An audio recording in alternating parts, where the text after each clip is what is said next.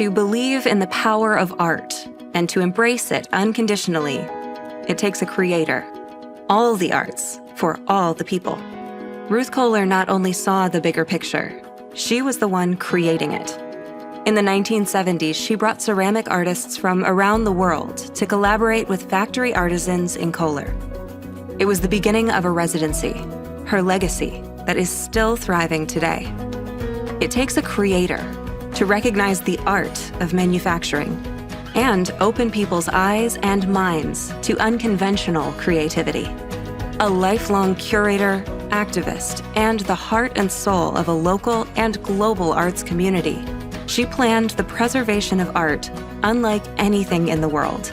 Ruth would recognize the creator in you, unafraid to bring your imagination to life. Come, all creators. Let's shape the next 150 years together.